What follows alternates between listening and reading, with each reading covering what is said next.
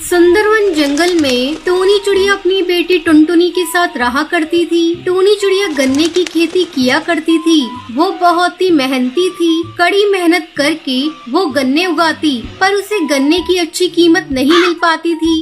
गन्ने बेचकर उसे जो पैसे मिलते, उससे वो अपना गुजारा करती थी। एक दिन जब टूनी चिड़िया अपने खेत पर जा रही थी, तब उसकी बेटी टुनटुनी उससे कहती है, माँ, आज मैं आपके साथ खेत पर चलूंगी। अरे बिटिया, तू खेत पर जाकर क्या करेगी? मैं तो खेत में काम करूंगी और तू बैठी बैठी अकेली बोर हो जाएगी। नहीं माँ, आज तो मैं आपके साथ चलूंगी खेत पर। चलकर मैं भी आपके साथ काम कर लूंगी। तो ठीक है, चल मेरे साथ। टुनटुनी अपनी माँ के साथ खेत पर चली जाती है। खेत में गन्ने की फसल लहरा रही थी। टुनटुनी अपने गन्ने के खेत पर आकर बहुत खुश थी। वो अपनी माँ से पूछती है, माँ, आप इतने सारे गन्नों का क्या करोगी? तब टूनी उसे बताती है, बेटा, इन गन्नों को बेचकर ही तो अपना घर चलता है। जब टुनटुनी अपनी माँ से गन्ने के बारे में पूछ रही थी, तभी दो पक्षी वहाँ आते हैं। वो टूनी चिड़िया से पूछते हैं, क्यों बहन, क्या तुम अपना गन्ना बेचोगी?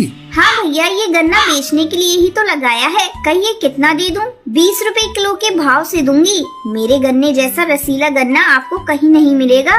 अरे टुनी बहन, हम लोगों को 50 किलो गन्ना लेना है, लेकिन तुम्हारा भाव तो बहुत ज्यादा है। हम लोग 15 रुपए किलो के भाव से लेंगे। अगर तुम्हें इस भाव में अपना गन्ना बेचना है तो ठीक है, वरना हम लोग कहीं और से ले लेंगे। इतना कहकर वो पक्षी वहाँ से जाने लगते हैं। तब टूनी चिड़िया उन्हें रोकते हुए कहती है, ठीक है भैया, तुम गन्ना इसी भाव में ले लो। फिर टूनी चिड़िया 50 किलो गन्ने उन पक्षियों को दे देती है। पक्षी गन्ने लेकर वहाँ से चले जाते हैं। माँ, तुम इतनी मेहनत करती हो, फिर भी गन्ने को उचित मूल्य नहीं मिल पाता। क्यों ना हम लोग अपने गन्ने को शहर ले जाकर बेचें? शहर में तो कई पक्षी गन्ने का जूस बनाकर महंगे दामों में बेचते हैं। वहाँ हम लोगों को अच्छे पैसे मिल जाएंगे। हाँ बिटिया, तू सही कह रही है, लेकिन हम लोगों के पास इतना पैसा नहीं है कि कोई गाड़ी करके अपने गन्ने को शहर ले जाकर बेचे। तो ये सब सोचना बंद कर दे। जो मिल रहा है वही बहुत है। इस तरह कुछ दिन गुजर जाते हैं। टुनटुनी चिड़िया अक्सर सोचा करती थी कि वो एक न एक दिन शहर ले जाकर गन्ने का जूस बनाकर बेचेगी। एक दिन वो अपने दोस्त बंटी कबूतर से कहती है, बंटी, तुम्हारे पिताजी के पास ट्रक है ना? हाँ है, लेकिन तू ट्रक का क्या करेगी? मैं उस ट्रक से अपने खेत के गन्ने शहर ले जाऊंगी और फिर वहाँ गन्ने का जूस निकाल कर बेचूंगी। इस तरह हमें अच्छी आमदनी मिल जाएगी। अब बता, क्या तू मेरा साथ देगा? टुनटुनी, तेरा आइडिया तो बहुत अच्छा है। मैं अपने पिताजी से कहकर तुम्हें ट्रक दिलवा दूंगा। टुनटुनी खुशी खुशी अपने घर आती है और अपनी माँ को सारी बात बताती है। माँ, मुझे कुछ पैसे दे दो। मैं गन्ने की जूस बनाने वाली मशीन खरीदूंगी, क्योंकि कल ही मुझे शहर जाना है। ठीक है बेटा, मैंने तेरी शादी के लिए कुछ रुपए इकट्ठे किए थे, मैं वही तुझे दे देती हूँ। थोड़ी देर बाद टूनी चिड़िया रुपए लेकर आती है।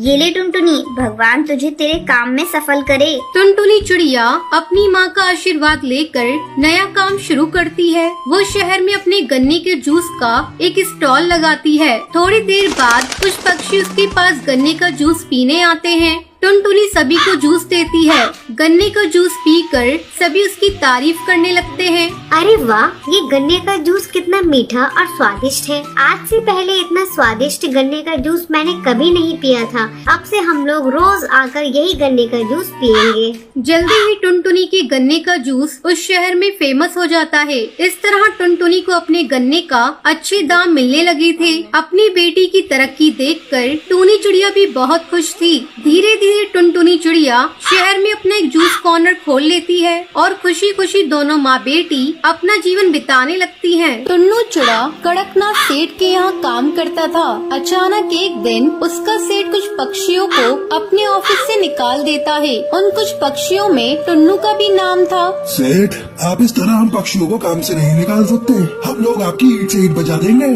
जाओ, तुम्हें जो करना है करके देख लो। ये कंपनी मेरी है, मैं किसको रखूंगा किसको निकालूंगा ये मेरी अपनी चॉइस है। और तुम्हें एक बात बता दूं, आजकल मेरी ऑफिस घाटे में चल रही है। मैं अपने सारे कर्मचारियों का खर्चा उठा नहीं सकता। अब आप लोग यहाँ से जा सकते हैं। टुन्नू वापस अपने घर आ जाता है। धीरे धीरे 6 महीने गुजर जाते हैं। अभी तक टुन्नू को कोई दूसरी नौकरी नहीं मिली थी। घर में पैसों की तंगी हो जाती है। इसी बीच टुनटुनी का स्कूल से नाम कट जाता है। 6 महीनों से उसकी स्कूल की फीस जमा नहीं हुई थी। एक दिन तो हद ही हो गई। अरे जल्दी जल्दी निकलो मेरे घर से, मुझे तुम लोगों को इस घर में नहीं रखना। 6 महीने से तुम लोगों ने इस घर का एक किराया नहीं दिया है। अब जल्दी से पैसे मेरे हाथ में रखो, नहीं तो मेरे घर से अभी निकल जाओ। अरे और रिक्की, जल्दी से इनका सामान निकाल के घर से बाहर फेंक दे। रिक्की घर का सामान बाहर फेंकने लगता है। भुल्ला भैया, ये तुम ठीक नहीं कर रहे हो। पहले कभी मैंने आपका पैसा रोका है। इस समय मेरे पति की नौकरी छूट गई है, इसलिए मैं पैसा देने में देर कर गई। रिक्की जल्दी से घर पे ताला लगा। भुल्ला टोनी की एक नहीं सुनता है और घर पर ताला लगा के वहाँ से चला जाता है। टोनी की नौकरानी उन्हें बेबस और लाचार देखकर उन पर तरस खाकर उन्हें अपने घर में ले जाती है। मालकिन, आज से मेरे गरीब खाने को अपने घर समझिए। यहीं पास के एक घर में मैं झाड़ू पोंछा करती हूँ, वो काम आप कर लीजिए। आपको कुछ पैसे मिल जाएंगे तो राहत होगी। हाँ रे, तू ठीक कह रही है। अब वो पहले वाले दिन तो रही नहीं मेरे। मैं कहीं काम कर लूंगी तो बच्चों की देखभाल करूंगी, तब तक टुन्नू जी भी कोई काम ढूंढ लेंगे।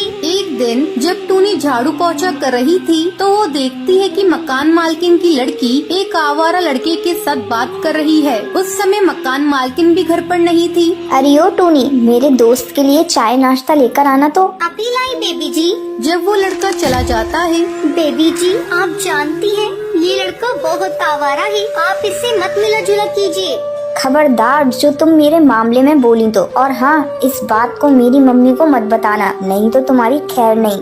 जब शाम को टूनी की मालकिन घर आती है तो बुलबुल टूनी की शिकायत उससे कर देती है। टूनी की मालकिन बिना कुछ सोचे समझे उसे घर से निकाल देती है। तब टूनी टुन्नू से कहती है, सुनो जी, मैं सोच रही हूँ क्यों न ठेले पर ही ढाबा खोल लिया जाए, लेकिन सोच रही हूँ इसके लिए पैसे कहाँ से लाऊं। टूनी, तुम चिंता मत करो, मैंने अपना हवाई मोटर गिरवी रखा था, मैं आज ही उसे जाकर बेच आता हूँ और तुम उस पैसों को लाकर ढाबा खोल लेना। हाँ जी, अगर भगवान ने चाहा तो अपने बुरे दिन जल्दी ही गुजर जाएंगे। आप जल्दी जाइए और जल्दी से पैसे लेकर आइए। टुन्नू अपना हवाई मोटर बेच देता है और उन पैसों से टूनी अपना ढाबा खोल लेती है। टूनी, तुम्हारे हाथ के बने कड़ी और चावल बहुत ही स्वादिष्ट है। आज तक मैंने ऐसे कड़ी और चावल कहीं नहीं खाए। हाँ हाँ बहन, तुम बिल्कुल सही कह रही हो और दाम भी बहुत कम है। धीरे धीरे टूनी के ढाबे पर भीड़ लगने लगती है। टूनी इतनी दयालु थी कि वो गरीबों को मुफ्त में खाना खिलाती थी। टूनी की अच्छी कमाई हो रही थी। एक दिन टूनी ढाबे का सामान लेने बाजार जा रही थी, तभी वो देखती है, अरे ये गुंडा मवाली तो मालकिन की बेटी से जबरदस्ती कर रहा है। मैं कैसे मालकिन की बेटी को इससे बचाऊं? टुन्नू को यहाँ फोन करके बुलाती हूँ। टूनी टुन्नू को फोन करके बुलाती है। क्या हुआ टूनी, तुम घबराई हुई क्यों? टुन्नू जी, आप ढाबे के पास पीपल वाले पेड़ पर आ जाइए। वहाँ एक गुंडा मालकिन की बेटी से बदतमीजी कर रहा है। साथ में 2-4 पुलिस वालों को लेते आइएगा। टूनी, तुम घबराओ मत, मैं अभी आया। टुन्नू जल्दी इंस्पेक्टर को लेकर वहाँ पहुँच जाता है। इंस्पेक्टर साहब, जल्दी से इस गुंडे को गिरफ्तार कर लीजिए। इंस्पेक्टर जल्दी से उस कालू बदमाश को गिरफ्तार कर लेता है। तब बुलबुल, टूनी बहन, मुझे माफ कर दे, मैंने तेरे साथ बहुत बुरा किया था। इतनी देर में बुलबुल की माँ भी वहाँ पहुँच जाती है। टूनी, आज तूने मेरी बेटी को बचाकर बहुत बड़ा उपकार किया है मेरे ऊपर। मैं भी तुम्हारे ऊपर एक उपकार करना चाहती हूँ। मैं अपना कुछ पैसा तुम्हारे ढाबे में लगाना चाहती हूँ। अब तुम एक ढाबे की जगह एक बड़ा होटल खोल लो। टूनी, ना मत कहना, मुझे बड़ी खुशी होगी। मालकिन, आज आपकी वजह से मेरा सपना साकार हुआ है। इस होटल का उद्घाटन आप ही करेंगी। हाँ हाँ टूनी, क्यों नहीं। तुम जैसे नेक और भली चिड़िया की मदद करके मुझे बहुत बड़ी खुशी मिली। अब बिना समय गवाए होटल का उद्घाटन करते हैं। टूनी के अब गरीबी के दिन कट चुके थे। अब वो हंसी खुशी अपने परिवार के साथ जीवन बिताने लगी थी।